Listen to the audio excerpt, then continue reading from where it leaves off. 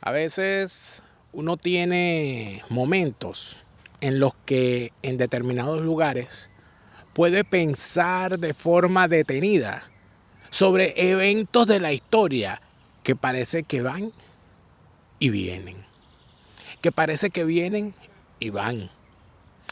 Actualmente en Europa estamos viviendo una situación sumamente delicada, vinculada al tema de la guerra en Ucrania y del radicalismo de ambos extremos del espectro político, que están llegando a situaciones verdaderamente difíciles.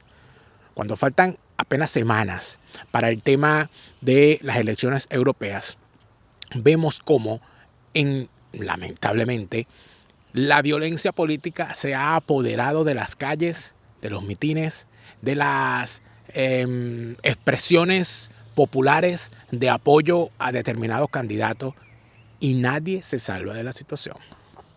Todo esto mientras se pelean los escaños del Parlamento Europeo. Todo esto mientras se pelea la guerra en Ucrania, y todo esto mientras la situación en Israel sigue al rojo vivo. Y todo esto además mientras se vive en los Estados Unidos la última o la fase más álgida de la campaña presidencial. Amigos, desde Berlín, desde el monumento al soldado soviético, desde el monumento a los soldados soviéticos, con este personaje que ven a mi espalda, que simboliza al soldado soviético pisando la esvástica y rescatando a su pueblo. ¿Qué está pasando? ¿Qué pasó en Eslovaquia?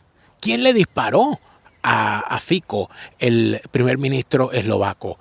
¿Y por dónde se están conduciendo los caminos por dónde conducen los caminos de la guerra y del extremismo político a Europa en este momento?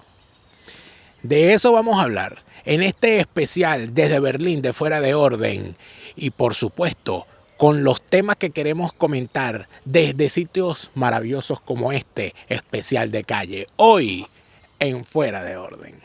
Fuera de Orden es presentado por Hispanidad, abogados y asesores. En España, el bufete número 1 en extranjería, obtención de nacionalidad española y asilo. Hablemos de Escocia en castellano, tus viajes a Escocia en tu idioma.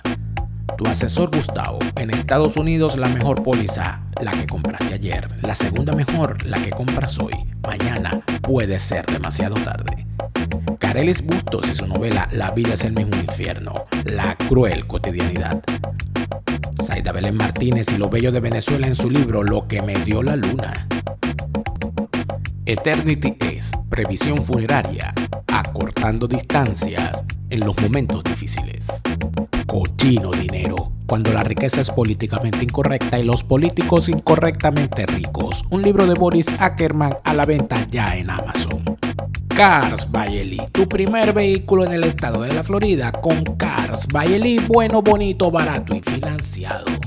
La estupidez y la inteligencia son antagónicas, pero viven en el mismo frasco. La estupidez humana, un libro de Sergio Di Marco, disponible ya en Amazon. JuanCarlosMeyer.com, academia de piano online para niños, jóvenes y adultos. Aprende a tocar piano desde cero y a tu propio ritmo.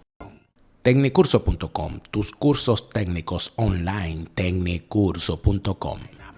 Daniel Lara Faría.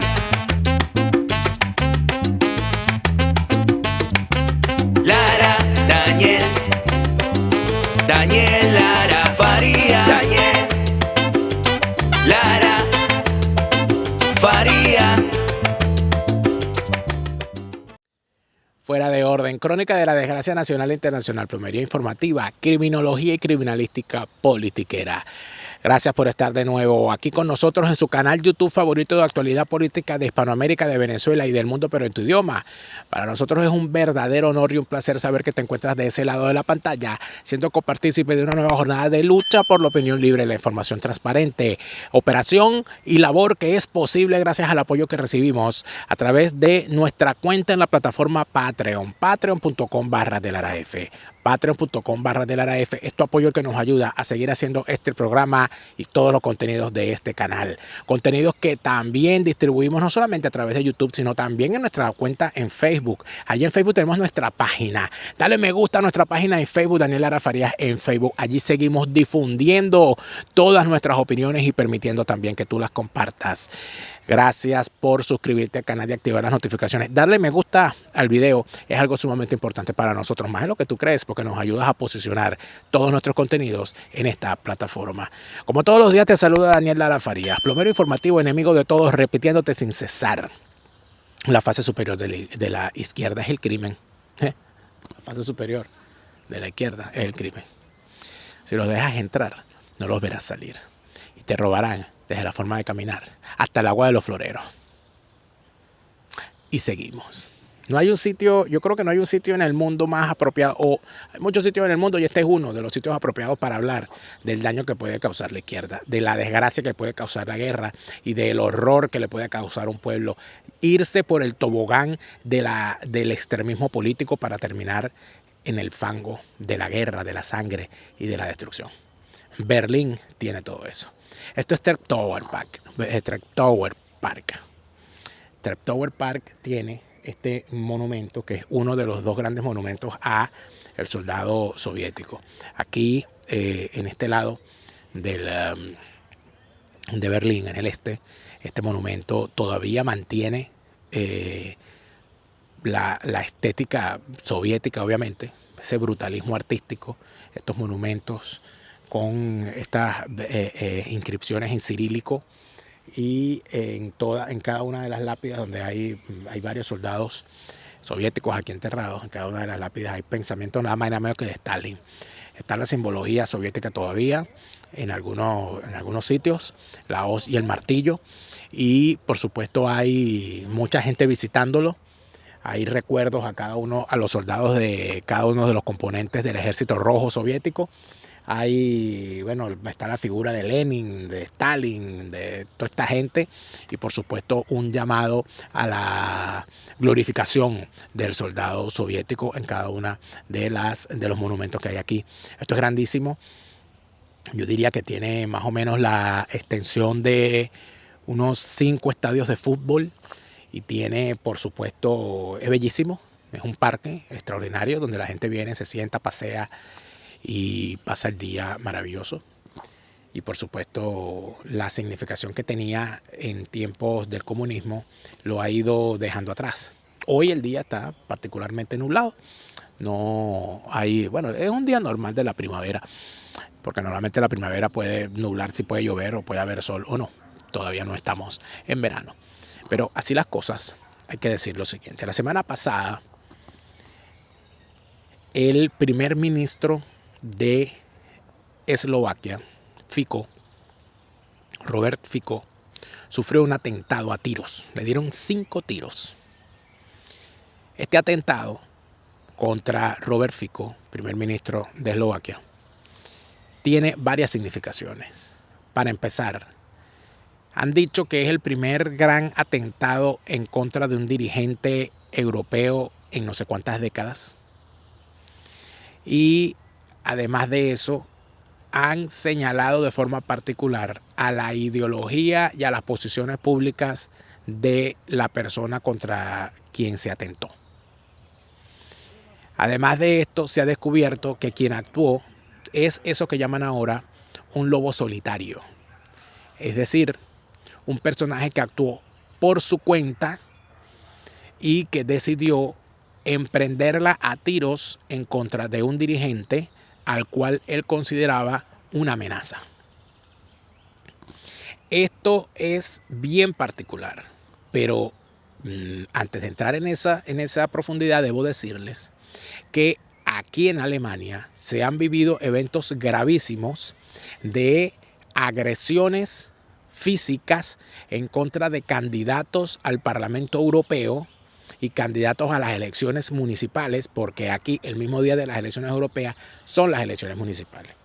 Entonces, ¿qué ha significado esto? Esto ha significado que tengamos una situación en la que vemos como un dirigente socialdemócrata del Partido Socialista actualmente gobernante fue golpeado y pateado en las calles, creo que de Dresden, mientras colocaba propaganda alegórica a su campaña. Y usted dirá, bueno, esos fueron unos ultraderechistas. Pero el partido acusado de ser de la ultraderecha, AfD, ha vivido también agresiones en contra de sus candidatos que han terminado también en el hospital siendo agredidos luego de campañas en contra de ese partido y de sus componentes acusándolos de ser de la ultraderecha. Se están contabilizando innumerables atentados aquí en Alemania contra dirigentes políticos. Y esto ha llevado a tal punto la crispación que se ha dado carácter de urgencia a la discusión de una ley que tenía muchos años en la mente de los políticos, pero que no se había llevado a buen fin, que es la discusión de una ley contra el odio político, contra la agresión política. Pues, para evitar este tipo de acciones, para fortalecer lo establecido ya en el Código Penal.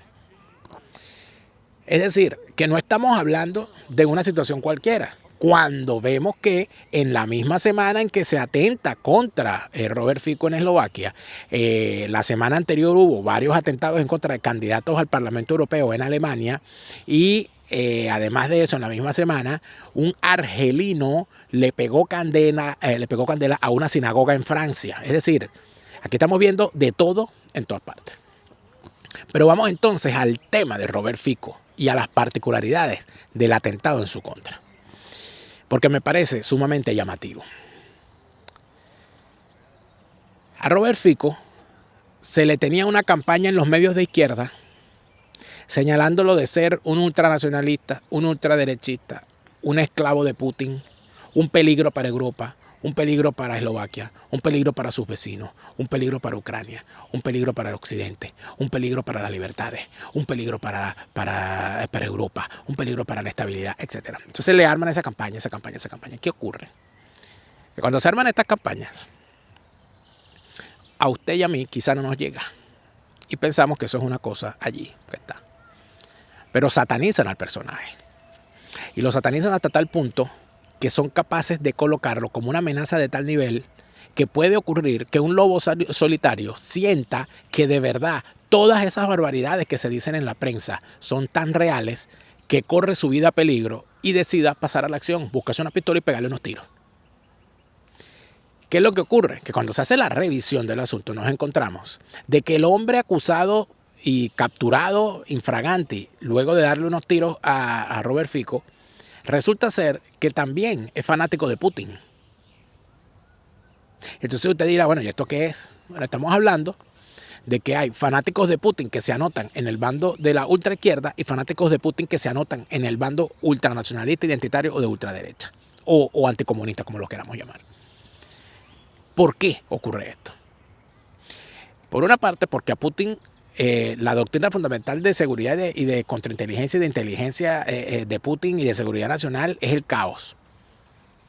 Apretar el botón que genere el caos es algo que a Putin en particular le parece extraordinario, hasta el punto que es capaz el tipo de financiar a movimientos de la ultraizquierda, a movimientos de la ultraderecha, siempre y cuando eso signifique una promoción del desconcierto social y del desconcierto político en los países en los cuales siente la necesidad de intervenir a través de partidos satélites que defiendan sus intereses, más no necesariamente que se alineen ideológicamente con su pensamiento. Es decir, que haya un desbarajuste en esa sociedad. Eso evidentemente es sumamente peligroso. Y lo que vamos a ver con el caso de Fico.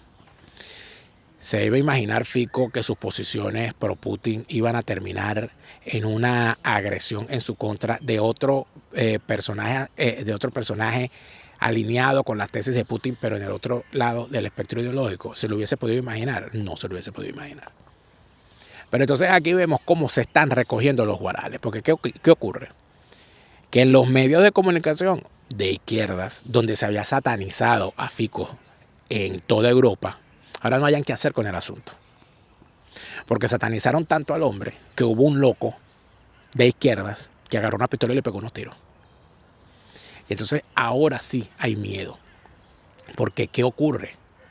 Que cuando tú disparas desde la izquierda con impunidad, puede ocurrir que alguien dispare desde la derecha con la misma impunidad. Eso. Entonces, cuando en estos días le veía a un pensador decir que en Estados Unidos ya la guerra civil empezó y que es inevitable, uno se pregunta si no estaremos hablando de lo mismo en Europa cuando vemos situaciones de este tipo. Porque el atentado contra el primer ministro de Eslovaquia es mucho más que la acción de un loco en contra de un dirigente, que loco siempre va a haber. Es que estamos hablando de que hay inclusive una justificación en los medios de comunicación de izquierda cuando se dicen que el atentado es producto del propio odio desatado por las tendencias como las que dirige Robert Fico. Infames. Decir que Robert Fico es el culpable de su atentado, es decir, que el tipo se suicidó, que el tipo intentó suicidarse, que es un falso positivo. Todo eso son capaces de decir. Y aquí vemos entonces cómo en efecto Putin está logrando lo que siempre ha querido, que es promover el caos si no lo dejan hacer lo que le da la gana. Y ese caos se está desatando inclusive en la promoción actual del nuevo concepto y la nueva teoría que mantiene Putin y sus adláteres con respecto a la libertad de expresión, a la libertad de reunión y a la libertad de asociación, que es con las famosas leyes rusas vinculadas al financiamiento internacional de organizaciones no gubernamentales y sobre todo de medios de comunicación que promueven la libertad de expresión en determinados países. Lo acaba de hacer Georgia. En Georgia, en efecto, se aprobó la famosa ley rusa porque el gobierno pro-Putin de ese país ha decidido seguir por el sendero de la clausura de organizaciones no gubernamentales que reciban dinero del extranjero, catalogándolas de agentes extranjeras, agentes de intereses extranjeros, es decir, traidores a la patria. Pero eso ya existe en Cuba, eso ya existe en Nicaragua, eso se está discutiendo en la Asamblea Nacional Chavista. Es decir, no estamos hablando de nada nuevo, estamos hablando de algo que en efecto es promovido por Putin para establecer cualquier tipo de ayuda por parte de los Estados Unidos o de Occidente a organizaciones que promuevan principios distintos a los que promueve Putin, colocarlos como enemigos y por supuesto evitar cualquier tipo de orientación en este sentido. ¿Eso a dónde va? ¿Dónde termina todo esto? Todo esto termina evidentemente en una inmensa preocupación en este continente, porque todavía la gente se pregunta si de verdad tiene sentido pensar que la paz es posible. Yo veo estos monumentos y veo las posiciones de los pacifistas y me pregunto de verdad si la gente que es pacifista entiende el mundo en el que estamos hoy. Si la gente de verdad entiende que es imposible alcanzar una vida pacífica y una democracia estable mientras tú tengas a unos desarrapados atentando contra la democracia y contra las libertades. Si tú no los derrotas no vas a tener la paz jamás. Y vas a tener siempre esos enemigos. Y esos enemigos son grandes y son poderosos.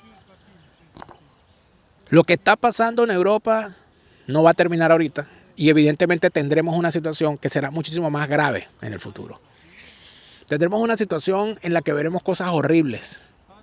Y estamos viendo cosas horribles ya en el mundo entero.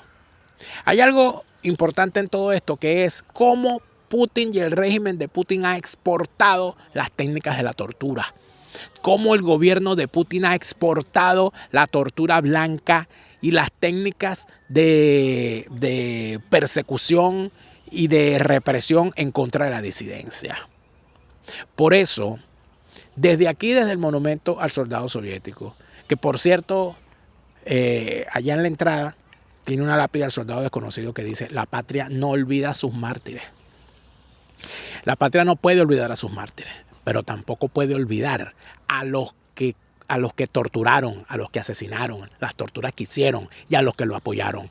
Vladimir Putin es enemigo del pueblo venezolano. Vladimir Putin es enemigo de las libertades de Venezuela. Vladimir Putin es aliado de los represores. Vladimir Putin es la guía máxima de los torturadores venezolanos. Y eso tenemos que tenerlo claro. Por eso, a continuación, el testimonio de una de las víctimas de la tortura del régimen chavista en contra de la ciudadanía, dando detalles de todo lo que vivió, de todo lo que sufrió y de cómo, por supuesto, cada venezolano debe tener presente que esos asesinos, que esos torturadores deberán tener castigo, pero que esas víctimas deberán tener siempre nuestro recuerdo y nuestro apoyo.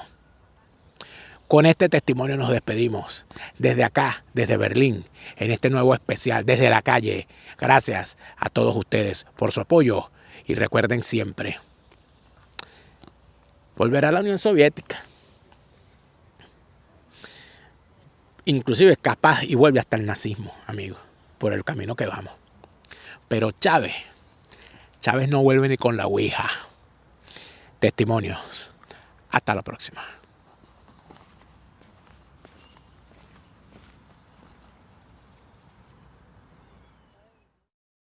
Mi nombre es Nixon Leal y soy sobreviviente de la tortura en Venezuela.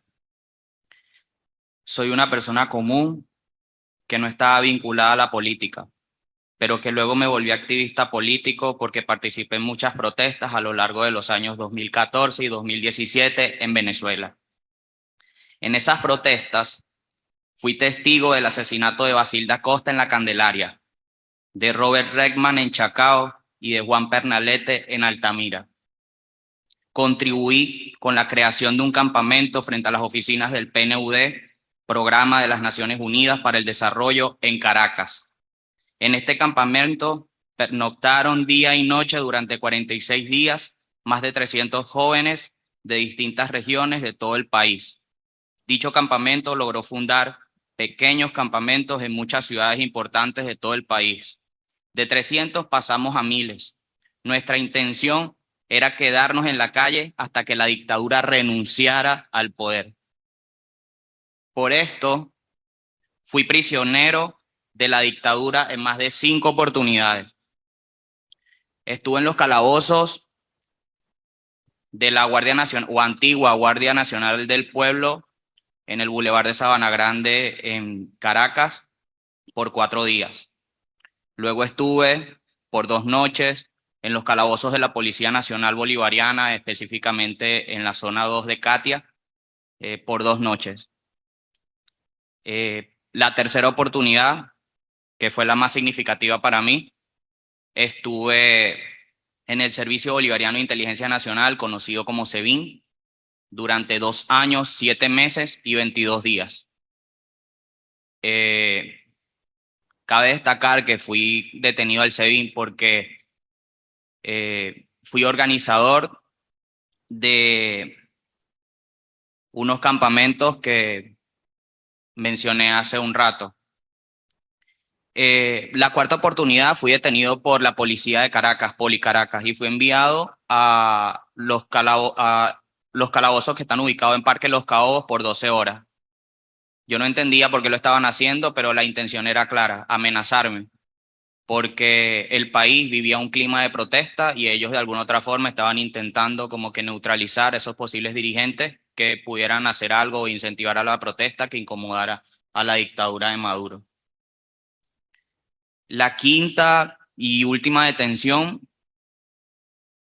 que considero fue la más dolorosa para mí, fue propinada por la DIGESIN, Dirección General de Contrainteligencia Militar. Fue en este lugar donde, a mi criterio, conocí lo más crudo de la tortura. En ese lugar duré casi 2 meses y luego fui trasladado como que si fuera una bendición a la cárcel militar de Ramo Verde por otros 2 meses más. Nunca se me respetó el debido proceso. Fui uno de los primeros civiles procesados ante una corte militar por delitos que no cometí. Fui acusado por terrorismo y traición a la patria. Me sembraron armas para justificar mi detención. El vicepresidente de la dictadura en aquel momento, Tarek El Aizami, me señaló en cadena nacional ante todo el país como terrorista peligroso y jefe de una célula insurgente armada. Fui víctima de desaparición forzada. Nadie sabía en dónde estaba detenido. Mi mamá me buscó hasta en la morgue y nadie le dio razón de mi paradero. Hombres de negro sin identificación me secuestraron en Caracas en medio de la noche. Me llevaron a un edificio el cual desconocía el nombre. Supe en dónde creer estar porque quien me recibió en ese edificio fue un hombre vestido de negro con identificaciones a la vista. Su rango era capitán. y su nombre decía Daniel Sosa, y en su espalda las siglas DIGESIM, la Dirección General de Contrainteligencia Militar. En este lugar me torturaron durante días. En un pequeño baño de este lugar me desnudaron y con las manos esposadas hacia atrás, un hombre de negro me dio golpes en el estómago, sacándome el aire. Me tomó del cuello, me pegó de la pared y me ahorcaba por lapsos de tiempo mientras que me preguntaba en dónde estaban las granadas que ellos mismos habían sembrado. Algo totalmente bizarro para mí. Luego me quitaron las esposas para poder vestirme. Taparon mi rostro con una capucha y me llevaron a una oficina. Y ahí continuó mi calvario porque me sentaron en una silla, ataron mis manos a ella y me quitaron la capucha. Frente a mí, un escritorio y un hombre con una carpeta tomando apuntes como si estuviera en una entrevista de trabajo, mientras otros hombres manoseaban mis hombros como preparándome para lo que venía. Empezó la ronda de preguntas y como no decía lo que ellos querían escuchar, otro hombre se paraba enfrente de mí y me daba fuertes golpes en la cara. El tipo del escritorio hablaba después de los golpes. Decía que si no colaboraba, esto subiría de nivel. Pero antes de hacerme reflexionar, decía que era mejor que hablara, porque aquí no valen los derechos humanos. Aquí no vas a leer ni la Biblia. Bienvenido al infierno. Piénsalo. Eso me decía cada vez que me enviaban a un calabozo que se llamaba el Cuarto de los Locos. Luego me levantaban de la silla, me esposaban con las manos hacia atrás, tapaban mi rostro con la capucha y me llevaban a ese calabozo que acabo de mencionar, el Cuarto de los Locos. Quien me llevó a este cuarto fue el primer teniente Saúl Méndez. Nunca lo olvido, porque pude verlo cuando tapó mi rostro y me sujetó el brazo. En este cuarto me las arreglé para poder subirme la capucha y poder ver cómo era ese lugar. Las paredes eran acolchadas con goma de espuma forrada en una tela color verde oscuro. El cuarto estaba bastante oscuro. La poca luz que había provenía del pasillo debajo de la puerta, que entraba por debajo de la puerta. Siempre hacía frío por el aire acondicionado. Y dentro había un pote vacío de agua mineral que se usaba para orinar en ese cuarto de tortura. En ese lugar estuve en mis lapsos de descanso, cuando no estaba siendo torturado en la oficina. De nuevo en la oficina, atado a la silla, me sacaban el aire con golpes en el estómago. Levantaban la capucha que tenía en el rostro, me echaban insecticida cerca de la nariz y la boca para que eso fuera lo que inhalara cuando intentara recuperar el aire. El mismo proceso lo repetían con gas lacrimógeno, lo cual era más peligroso para mí porque resulta que soy alérgico al gas lacrimógeno. Eso congestionó mis vías respiratorias. Eso me ocasionó un paro respiratorio. Estaba perdiendo la conciencia y casi no podía respirar. Me sacaron de esa oficina y me llevaron a otra, en donde estaba un médico que me estabilizó con inyecciones. Luego de nuevo me llevaron a la misma oficina, en donde me ataron de nuevo a la misma silla. Estas personas querían que grabara un video en donde admitía la culpa y a su vez debía señalar a varios dirigentes políticos para inculparlos con varios delitos. Pero por negarme, uno de ellos deslizó sus dedos sobre mis hombros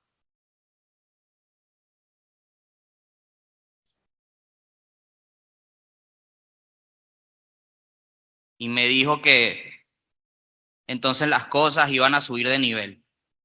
Se afincó sobre mis hombros, sujetó una de mis manos y me clavó 3 chinches debajo de las uñas.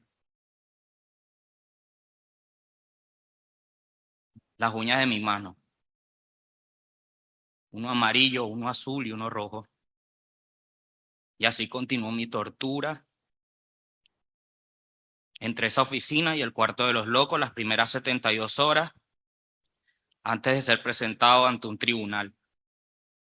Quise suicidarme,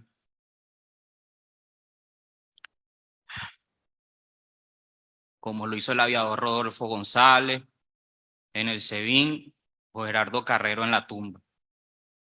Ambos anteriormente fueron mis compañeros de celda. Traté de ahorcarme con mi propio suéter, tratándolo de amarrar a los pequeños barrotes que tenía una pequeña ventana que estaba cerrada justo en medio de la puerta. Esa ventana la abrían solo para observar qué estaba haciendo, pero no lo logré porque estaba esposado con los brazos hacia atrás. Casi no sentía mis hombros.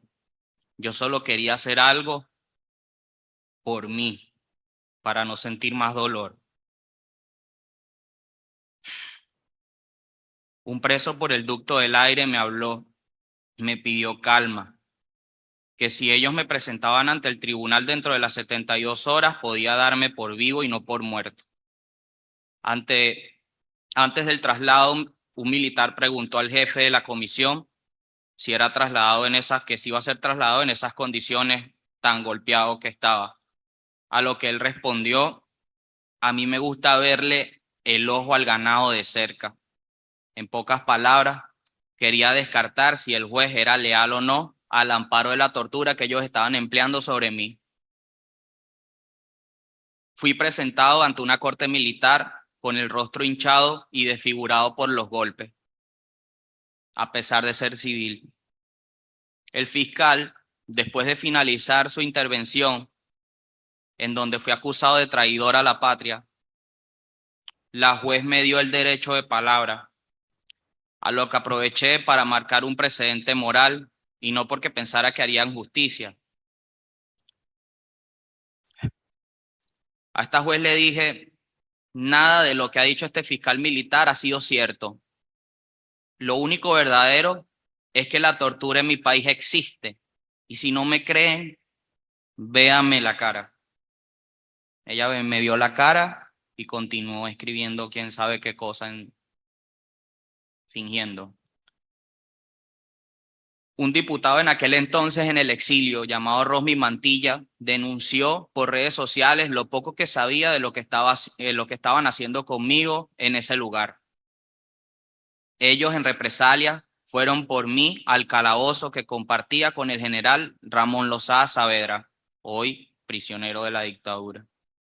Me llevaron a una oficina, me desnudaron, me golpearon, me acostaron en un piso boca abajo, me mostraron una tablet con la publicación que había hecho el diputado Rosmi y me dijeron que me iban a hacer todo lo que decía esa publicación. Tomaron un palo y lo pasaban por mi espalda diciéndome que me iban a violar. Que si no llamaba a alguien para que mandaran a quitar esa publicación, me iban a violar. Me dieron una llamada. Llamé a mi mamá y le pedí que quitara la publicación, que hablara con Rosmi y quitara la publicación. Tenía sentimientos encontrados porque una parte de mí sabía que estaban jugando conmigo y que estaban utilizando la tortura para doblegarme, pero tenía miedo. Es difícil organizar los pensamientos en ese tipo de situaciones, por más claro que quieras estar.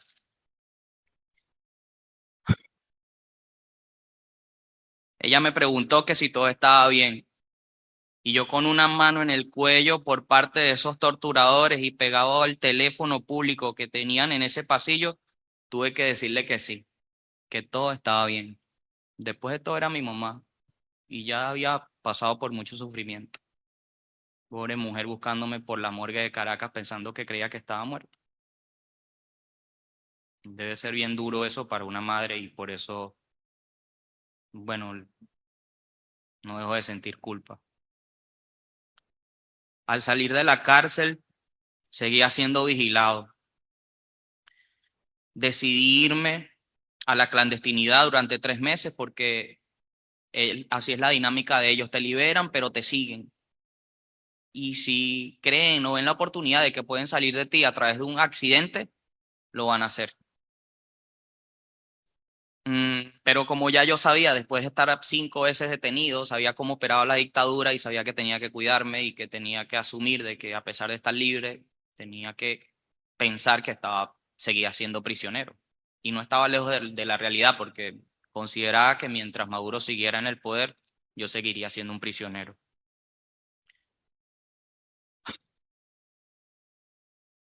Estas personas luego supe que querían vincularme al supuesto intento de magnicidio que le hicieron a Maduro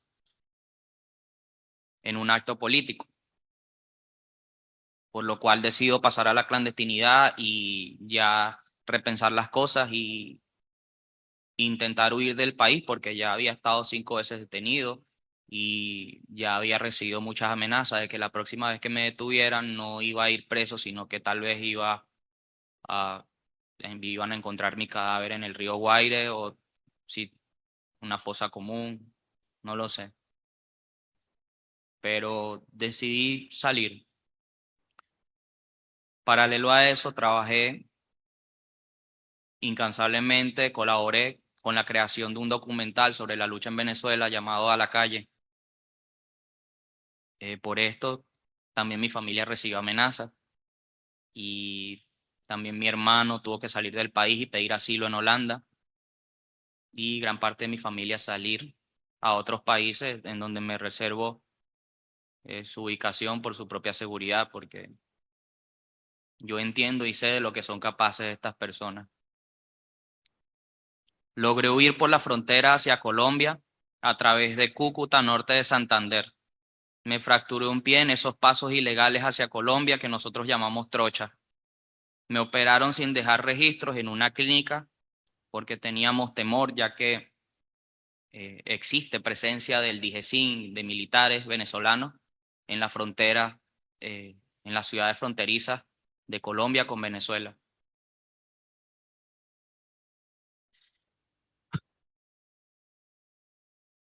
Al terminar mis terapias, decidí huir de Colombia por la fuerte presencia de la guerrilla urbana colombiana que apoyaba a Maduro, capturando dirigentes y entregándolos a la DIGESIN en Venezuela.